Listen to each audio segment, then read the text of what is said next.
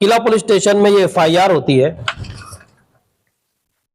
FIR करने वाली हमारी अपनी कॉरपोरेशन की प्रभारी आरोग्य अधिकारी, जिनका नाम डॉक्टर जय श्री अविनाश आहिर, उम्र 47 साल। इन्होंने FIR, according to this FIR की कॉपी किला पुलिस स्टेशन के अंदर जो आरोग्य विभाग की अधिकारी है वो आके कह रहे कि एक शख्स तहसीलदार ऑफिस से चोरी करता है और उसकी कंप्लेन आरोग्य विभाग ही करती है आके।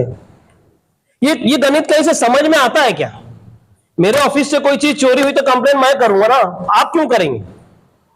इसके अंदर तहसीलदार ने कंप्लेन करना चाहिए, तो मगर वो तो अपना जुमला बोल के निकल गए कि ये हमारे पास से नहीं बना है। हमने माजी में भी प्रेस कॉन्फ्रेंस में कहा था कि इसकी फॉरेंसिक जांच हो, मगर नहीं हुई। हमने एकदम स्पष्ट बोलना है कि तहसीलदार, सरकारी वकील और जो आरोग्य अधिकारी है, ये तमाम लोग मिलकर मालेगांव शहरिया के गरीब लोगों को फंसाने का काम कर रहे हैं। क्यों? इलाज से पहले सही जांच जरूरी है, और जब बात हो भरोसे की तो नाम आता है शिफा कंप्यूटराइज्ड पैथोलॉजी लेबोरेटरी का। Doctor Anuja Patil, MD pathology की देखरेख में संचालित यहाँ मिलती है अत्याधुनिक मशीनों से की गई सटीक जांच। एक ही छत के नीचे भरोसे का नाम शिफा लैब। हमारी मेन लैब है मिर्जा गालिब रोड मालेगांव में। साथ ही ब्लड कलेक्शन सेंटर्स पूरे शहर में उपलब्ध हैं। हुडको colony main road Malegaon, Kusumba road Iqbal Dabi Malegaon, Belbagh Imtiyaz Haji की office Malegaon, Mohammad Ali road Nandi compound Malegaon, कई प्रमुख जगहों पर। स्पेशल सुविधाएं भी हैं हमारी खास पहचान। लेडीज स्टाफ उपलब्ध ताकि महिलाएं रहें पूरी तरह से सहज। ईमेल और व्हाट्सएप के जरिए रिपोर्ट्स भेजने की सुविधा। शहर का सबसे तेज टेस्ट रिजल्ट, एक्यूरेसी के साथ स्पीड भी, और हाँ, घर बैठे जांच की सुविधा। सैंपल कलेक्शन बिल्कुल मुफ्त। लैब खुली रहती है सुबह 8 बजे से रात 11 बजे तक, रविवार को भी। तो अब ना टेंशन ना वेटिंग, बस भरोसा शिफा लैब पर। हमारे यहाँ special test, super speciality test की सुविधाएं भी उपलब्ध हैं। अभी कॉल करें 9960497960 पर। सबसे पहले तमाम ही पत्रकार बंधुओं का, पत्रकार साथियों का social democratic party of India की तरफ से मैं आप लोगों का इस्तकबाल करता हूँ। गुज़िश्ता दिनों इब्राहिम भाई बोलने में नाम चूक गए। उन्होंने बताया कि किला पुलिस स्टेशन में किरीट सुमैया की जानिब से एफआईआर हुई, मगर वो किरीट सुमैया की जानिब से नहीं हुई, वो आरोग्य अधिकारी की तरफ से हुई। तो ये चीज को मैं पहले क्लियर कर दूं। एफआईआर नंबर 103, इसकी तारीख है 10/6/2025। किला पुलिस स्टेशन में ये एफआईआर होती है। एफआईआर करने वाली हमारी अपनी कॉरपोरेशन की प्रभारी आरोग्य अधिकारी, जिनका नाम डॉक्टर जय श्री अविनाश आहिर, उम्र 47 साल। इन्होंने FIR, according to this FIR की कॉपी, इन्होंने एफआईआर के अंदर कुछ बातें रखी है जो हमें ऐसा लगता है कि जो आप लोगों के जरिए आवाम के सामने और डिपार्टमेंट के सामने इसका स्पष्टीकरण होना चाहिए। इसके अंदर जो बातें हमने निकाली है वो एक, पहले बात तो ये काफी पेजेस हैं जिसके अंदर उन्होंने कब वो लगे, उनका ट्रांसफर कहाँ हुआ, कौन कौन से डिपार्टमेंट में वो प्रभारी हैं, वो सारी बातें हैं। जो मैं कहता हूँ वो सब बातें बताना यहाँ पे इतना जरूरी नहीं है। इन्होंने 13/6/2023 का जिक्र किया है कि एक परिपत्रक निकालकर जन्म और मृत्यु दाखिले का जो काम है, ये काम इन्होंने उप निबंधक श्री अब्दुल तव्वाब अब्दुल रजाक इनको दिया था। इनके पास जो काम थे, मतलब जन्म और मृत्यु दाखिले का वेरिफिकेशन करना और आगे की कार्रवाई करना, अकॉर्डिंग टू दिस एफआईआर। उसके बाद ये आगे लिखते हैं कि जन्म मृत्यु दाखिले के जो विभाग है इसके लिपिक का काम भी करते थे, मतलब कलर का। दिसंबर, ये एफआईआर में आगे कहते हैं कि दिसंबर 2024 में बनावट प्रमाण पत्र का मामला पेश आया, ये एफआईआर के अंदर बता रहे हैं। नवंबर 2023 से दिसंबर 2024 के दरमियान जो क्या कहते हैं उसको, तहसीलदार साहब के ऑफिस से जो ऑर्डर निकले, उसके अंदर 3460 ऑर्डर निकले टोटल, जिसके अंदर 3460 में से 3014 जो ऑर्डर निकले ये कॉरपोरेशन से निकले, ये मान्यता कर रहे हैं इसकी। इसके अंदर जो बचे हुए आए, इसके अंदर 3014 में से हाँ नहीं 2416 आदेशातील नावे मनपा निर्मित केले जन्म प्रमाण पत्र नाव आहे, सन्मान आहे, मतलब ये दुरुस्त है, ये इन्होंने इशू किए। आगे ये कह रहे हैं कि 1044 दाखले, इसका कोई आदेश हमको नहीं मिला। अब इस पर ये लोग ऐसा कह रहे हैं, तहसीलदार की तरफ से ये कहा जा रहा है कि ये हमारे पास से इश्यू नहीं हुए, ये बनावट है, ये वो बोल रहे हैं। मगर इसके अंदर 1044 आदेश कोणीतरी अज्ञात, जुमला सुनिए आप, कोणीतरी अज्ञात व्यक्ति ने, एजेंट ने कार्यालय में आके उनकी गैर समझ बना के ये सब काम उसके अंदर उसने किया।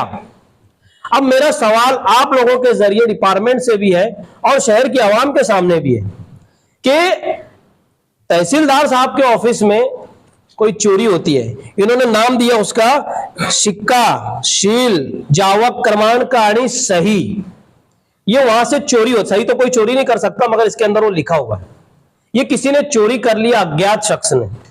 अब मुझे बताइए कि एक शख्स तहसीलदार ऑफिस से चोरी करता है और उसकी कंप्लेन आरोग्य विभाग ही करती है आके, ये गणित कहीं से समझ में आता है क्या? मेरे ऑफिस से कोई चीज चोरी हुई तो कंप्लेन मैं करूंगा ना, आप क्यों करेंगे? इसके अंदर तहसीलदार ने कंप्लेन करना चाहिए, तो मगर वो तो अपना जुमला बोल के निकल गए कि ये हमारे पास से नहीं बना है। हमने माजी में भी प्रेस कॉन्फ्रेंस में कहा था कि इसकी फॉरेंसिक जांच हो, मगर नहीं हुई, हमने लेटर भी दिया। आगे ये एफआईआर में क्या कह रहे हैं कि ये आदेश, ये सदर आदेश खोटे बनावट आहे, ये मैडम एफआईआर के अंदर कह रहे हैं। तो हमारा इसके अंदर एकदम स्पष्ट बोलना है कि तहसीलदार, सरकारी वकील और जो आरोग्य अधिकारी है, ये तमाम लोग मिलकर मालेगांव शहरियान के गरीब लोगों को फंसाने का काम कर रहे हैं। क्योंकि ये 1044 में जिन लोगों को नोटिस देकर बुलाने का काम किया जा रहा है, इन तमाम के पास, हमारी मालूमात है कि इन तमाम के पास अपने ऑर्डर की कॉपी मौजूद है। हमने माजी में भी कहा था कि अगर मुस्तकबिल में कोई कागज के ताल्लुक से उठ के खड़े होकर बोल देंगे कि ये हमने नहीं दिया, तो फिर क्या होगा? एक आम गरीब आदमी वो अदालत के, कोर्ट के चक्कर काट काट के बिलाखिर जेल में चले जाएगा। और जो हम देख रहे हैं, जो अभी बेगुनाह लोग जेल में, मैं समझता हूं 3 से 4 महीने से परेशान है, उनका कोई पुरसान हाल नहीं है। माइनॉरिटी डिफेंस कमेटी के नाम से गुज़िश्ता दिनों कमेटी बनी, लगभग 3 एफआईआर पे वो लोग काम कर रहे हैं, डिफेंस कर रहे हैं। हमारा स्पष्ट इसके अंदर कहना है कि माइनॉरिटी डिफेंस कमेटी के लोग डिफेंस कर रहे हैं, मगर सवाल यह है किसका? अनेक लोग जेल के अंदर सुबतें झेल रहे हैं कैदोबंद की, है ना, मगर डिफेंस उनका नहीं हो रहा है। जब मेरे ख्याल से 1 या 2 लोगों को आरोपी बनाया गया था, तब डिफेंस कमेटी वजूद में आई थी। आज 35-40 लोग अरेस्ट हैं, जेल में है, कुछ फरार बता रही है पुलिस, तो डिफेंस कमेटी कहां है? तो हम लोग ये महसूस कर रहे हैं कि डिफेंस कमेटी अवाम का, या जो लोग मुतासरा लोग हैं, इनका डिफेंस करने में बिल्कुल भी पूरी तरीके से फेल है। ये हमारा स्पष्ट इसके अंदर बोलना है, तभी हम लोग आगे आए इस मामले में, इस चीज को महसूस किया। ये अब एफआईआर के ताल्लुक से मैं बात कर दूं पहले कि ये एफआईआर के ताल्लुक से हमारा पुलिस डिपार्टमेंट के अधिकारियों से ये गुजारिश है कि इस पर एक बार रिव्यू किया जाए। ये एफआईआर, हमें ऐसा लगता है कि ये एफआईआर ही खोटी है। इसी एफआईआर को लेकर गुज़िश्ता कल social democratic party of India के जिम्मेदारान का एक वफ्द हाईकोर्ट के सीनियर वकील से हम लोगों ने मुलाकात की।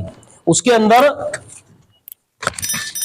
एडवोकेट अब्दुल मजीद मेमन साहब, इनसे हम लोगों ने मुलाकात की। एडवोकेट मयूर खांडे पारकर साहब से मुलाकात की और एडवोकेट रेखा मोसले। मैं बता दूं, खांडे पारकर और रेखा मोसले साहब, मजीद साहब को तो आप सब पहचानते ही हैं, शहर भी जानता है। ये दो जो दीगर वकला है, इन्होंने हमारे 12 मूवी को सुप्रीम कोर्ट तक लड़के वो मूवी को, उसके अंदर जो विवादित सीन थे और डायलॉग थे उनको हटाने का काम किया। काबिल वकला है और सीनियर है। हम लोगों ने गुज़िश्ता कल इनसे कंसल्टिंग की और सारे मामलात इनके सामने रखे, एफआईआर की कॉपीज और चार्जशीट और पुलिस का से कुछ 2-4 डॉक्यूमेंट्स बाकी हैं, वो आज कल में हम लोग भेज देंगे। आने वाले मंगल के दिन इंशाअल्लाह हम लोग वापस से हाई कोर्ट जाने वाले हैं, क्योंकि ये सब एफआईआर और पुलिस का से इसका वो लोग बारीक बीनी से मुतालिया करेंगे वकला। अब social democratic party of India के जरिए इन वकला के साथ में हम लोग इसके अंदर 3 काम करने के प्रोग्राम बना रहे हैं। एक तो सबसे पहले जो एफआईआर लॉन्च की गई है 1044 लोगों पर, इसको हम लोग क्वैशिंग करने के लिए जा रहे हैं। क्वैशिंग मतलब ये एफआईआर रद्द हो, उर्दू में मैं बता देता हूं, रद्द हो। दूसरा, पीआईएल के जरिए भी जा सकते हैं हम लोग। तीसरा, रिट भी दाखिल कर सकते हैं। अब जैसे वकला से हमारा मशवरा होगा, आगे की कार्रवाई हम लोग इंशाअल्लाह जरूर करेंगे। मैं आपको एक बात और इसके अंदर बता दूं कि गुज़िश्ता 4-6 दिन पहले एक नए आरोपी को कोर्ट के अंदर आरोपी बनाकर हाजिर किया गया। गालिबन सुल्तान नाम शायद उस शख्स का है, और हमारी मालूमात यह है कि उसके ऊपर भी यही तमाम तर जो कलमे हैं, दफात हैं, यही सब लगी हुई हैं। तो हमारा स्पष्ट एक सवाल है कि जो जेल में बंद है उनके ऊपर भी वही है, जो अब्दुल रशीद नामी बुजुर्ग अरेस्ट हुए थे उन पर भी यही थी, और जो 2-4-8 दिन पहले जो जमानत हुई है उन पर भी थी। तो फिर ऐसा फर्क क्यों? जाहिर सी बात है, एक आम शख्स यही सोचेगा कि ये 2 तरह के एक ही कोर्ट में 2 तरह से कैसे फैसले लिए जा रहे हैं। तो इस पर भी एक रिव्यू करने की डिपार्टमेंट से हम बार बार गुजारिश कर रहे हैं कि इस पर भी रिव्यू किया जाए। आगे मैं आप लोगों के सामने एक बात रखना चाहूंगा कि गुज़िश्ता हम लोगों की मालूमात मिली कि धारणकर जो नायब तहसीलदार थे, इनको और शायद मैं अगर दुरुस्त हो तो उनकी अहलिया को भी इसके अंदर आरोपी बनाया गया है, गिरफ्तार किया गया। उनको शायद कुछ 3 दिन की पीसी मिली है। 19/6 को गालिबन उनको अरेस्ट किया गया, 3 दिन की पीसी है। मैं इसके अंदर कुछ बातें मैं आप लोगों के जरिए आवाम के सामने और डिपार्टमेंट के सामने भी रखना चाहूंगा कि सीएससी सेंटर से ऑनलाइन काम किया जाता है, जैसे उत्पन्न दाखला और कास्ट सर्टिफिकेट। इसकी फीस माजी में कुछ कम थी, अभी सरकारी फीस 69 रुपया है हमारी मालूमात के हिसाब से। हो सकता है कुछ 2, 5, 10 रुपया आगे पीछे हो सकती है, मगर सीएससी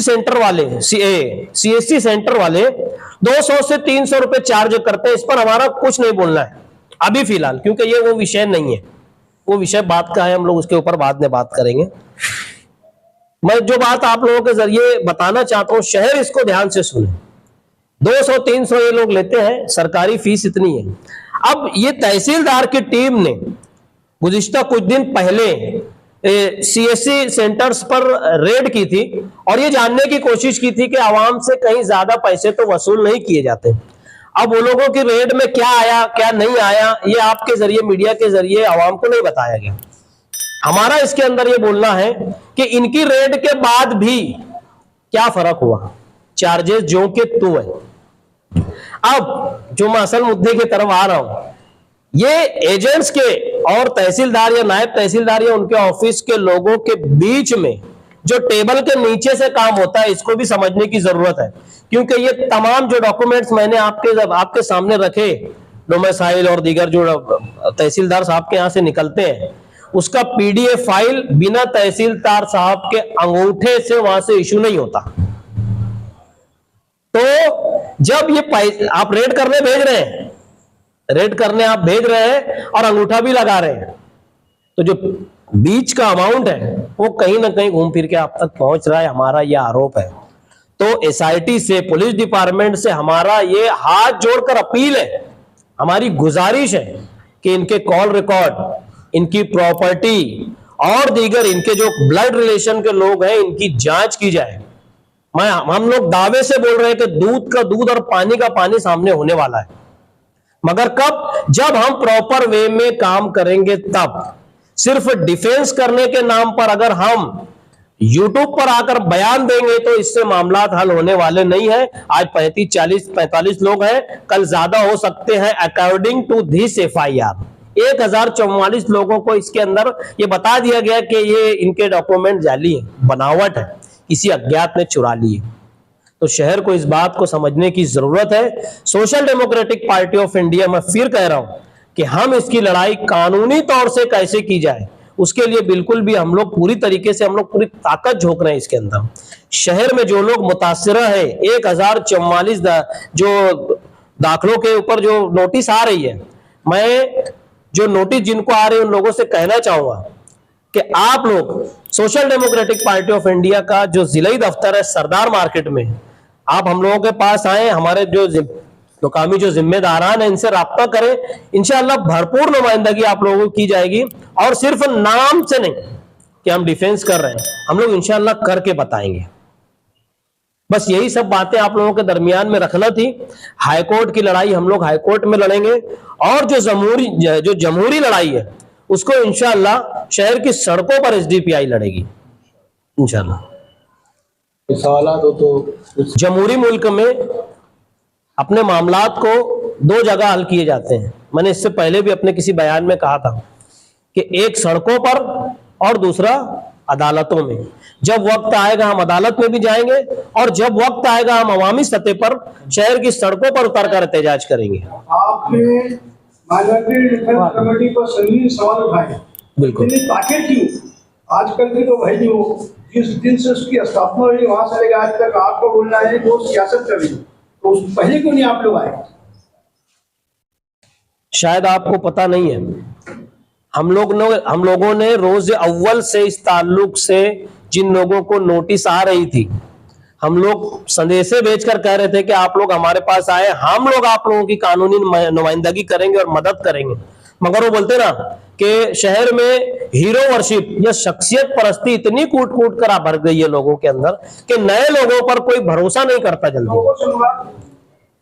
अब बहुत सारे लोग उसके अंदर हो सकते हैं, तमाम शहर की बात नहीं कर रहा हूं। लोग जैसे एक समझने वाली बात है ना, लोग हमारे पर भरोसा क्यों करेंगे? हमारा कोई 30, 40 साल 50 साल पुराना सियासी रिकॉर्ड नहीं है, हम लोग नए हैं सियासत में, शहरियान ऐसा समझ रहे हैं। मगर अल्हम्दुलिल्लाह हम लोग, हमारी जितनी ताकत है, जितनी बसात है, हम लोग पूरी कोशिश कर रहे हैं कि हमें जो समझता है, हमें जो इल्म अल्लाह ने दिया है, जो सोच जो समझ अल्लाह ने दी है, हम शहरियान के लिए उसको अच्छे तरीके से कैसे इस्तेमाल कर सकते हैं, हम लोग कोशिश कर रहे हैं। शहरियान से मैं अपील कर रहा हूं, बार बार हम लोग अपने बयानात में कहते हैं कि शख्सियत परस्ती से बाहर निकलिए। आपके साथ कौन खुलूस से खड़ा है, कौन आपके काम कर सकता है, कौन आपके मसाइल पर आवाज उठा सकता है, इसको देखने और समझने की जरूरत है। इससे पहले संजय राउत ने दादा भूसे पर आरोप लगाए। दादा भूसे ने मालेगांव पर बोलकर उन पर FIR की, उन्हें मालेगांव को डाला। फिर सोनिया ने भी मालेगांव की बदनामी की है बांग्लादेशी और इंडियाई मामले में, तो FIR में कहीं भी साबित नहीं हुआ। क्या SDPI ग्रेड सोनिया पर मालेगांव पर की बदनामी करने का FIR करने की तैयारी करेंगे? देखिए, मैं आपको ये सवाल पर थोड़ा पीछे ले जाना चाहूंगा। माजी में नितेश राणे नामी शख्स मालेगांव में आता था और वो भी ऑल फॉल बयान देता था, 2 समाज को आपस में लड़ाने और उनको उनको बांटने का, वो बटे ऐसे बयान देता था। शहर में 2 सियासी लोगों की तरफ से बहुत वाहवाही लूटी गई और अपनी पीठ थपथपाई गई कि अब नितेश राणे को कोर्ट कैसे बुलाया जाए, हम लोग वो करेंगे। हमारा सवाल है, कहाँ है वो? कोर्ट से नोटिस भी गई थी और नितेश राणे ने वहां पढ़कर उसके ऑफिस में प्रेस कॉन्फ्रेंस लेकर ये कहा था कि मालेगांव से फला फला शख्स से या फला फला लेडी ने मुझे सम्मन दिया है। उसने तो मजाक उड़ाया था, अगर वो वीडियो देखे तो उसने मजाक उड़ाया था। क्यों नहीं आया आज तक वो? हमारा सवाल है। आप लोग जब आगे ऐसे लोगों की प्रेस कॉन्फ्रेंस में जाएं तो सवाल करें ना, आप सवाल करें कि माजी में आप लोगों ने उनको नोटिस दी थी, वो कहाँ है? सिर्फ पीठ थपथपाने का और कान खुश करने का काम इन्होंने किया था। मगर social democratic party of India ने जिस दिन कॉरपोरेशन के सदर दरवाजे पर किरीट सोमैया को गो बैक के नारे लगाए थे और हम लोग डिटेन हुए थे, पुलिस स्टेशन से वापस आकर हम लोगों ने कॉरपोरेशन के सदर दरवाजे पर यह बयान दिया था कि शहर में बाशऊर लोग, समझदार लोग नहीं है क्या? यकीनन है, मगर प्रॉपर गाइडलाइन करने वाला, अपने आप को पेश करने वाला सियासी तौर से शख्स कोई नहीं है। मगर अब social democratic party of India है, हम शहर के जिम्मेदारान, जो शहर के जिम्मेदारी क्या बोलते हैं, शहर के जो जिम्मेदार हैं या जिनको लगता है कि हम शहर के कुछ अच्छाई के काम कर सकते हैं, हम ऐसे लोग से बाकायदा मिल रहे हैं। बहुत जल्द ये हाईकोर्ट जो हम गए ये उसी का हिस्सा है। बहुत जल्द हम किरीट सोमैया जैसे लोगों, खाली किरीट सोमैया नहीं, इन जैसे दूसरे भी जो लोग हैं, हम कानूनी तौर से कैसे, जमहूरी और कानूनी तौर से कैसे इनको रोके, हम वो काम जरूर करेंगे इंशाल्लाह। देखिए, ये जरूरत हमको महसूस हुई रोज अव्वल से, मगर जो चौथी ये लास्ट वाली एफआईआर जो 1044 लोगों पर दाखिल हुई, हमने इस ताल्लुक से एसपी साहब को, एडिशनल एसपी साहब से मुलाकात की, अखबारात में हम लोगों ने प्रेस नोट भी दी और हमने गुजारिश की तब भी उनसे कि इसका रिव्यू किया जाए, क्योंकि हम लोग ऐसा इसको महसूस कर रहे हैं कि दीगर 3 एफआईआर से ज्यादा खतरनाक ये लास्ट वाली है, क्योंकि इसमें एक आंकड़ा दिया गया है 1044। कल को ऐसा ना हो कि भर्ती और लाइन लग जाए बड़ी।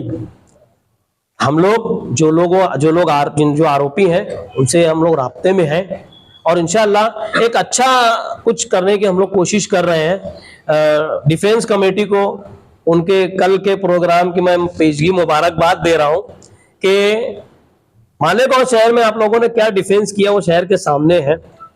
ये 5 जिलों के अंदर जो आप डिफेंस करने की तैयारी कर रहे हैं, इसके लिए नेक ख्वाहिशात जो लोग आने वाले हैं, मैं उनसे भी गुजारिश कर रहा हूं कि ठीक है, वो यहाँ क्या कारकर्दगी रही वो शहर के सामने है, आप भी एक बार इसको देखें, ऐसी मैं गुजारिश कर रहा हूं।